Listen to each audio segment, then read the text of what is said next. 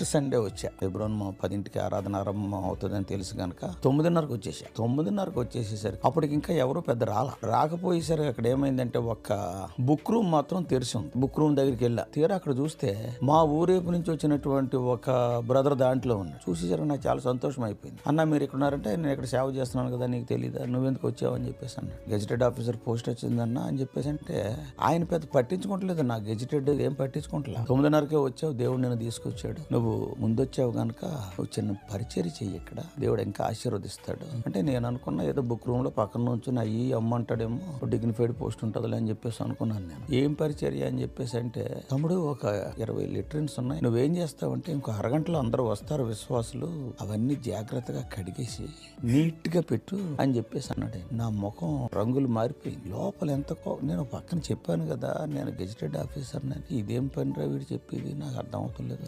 Gazetted అంటే వీడికి తెలుసా?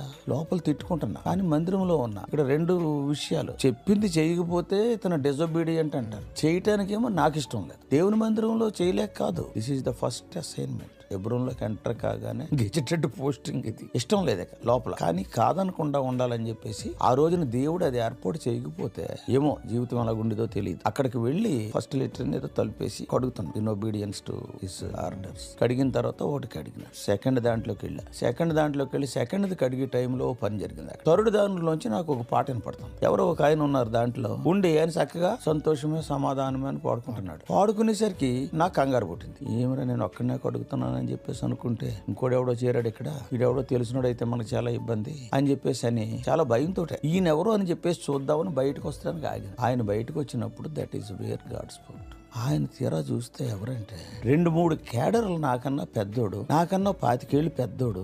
ఆయనే ముందు వచ్చేసి సంతోషంగా పాటలు పాడుకుంటూ పని చేస్తున్నాడు. దేవుడు చెప్పాడు, అర్థమైందా? That till today I cannot forget.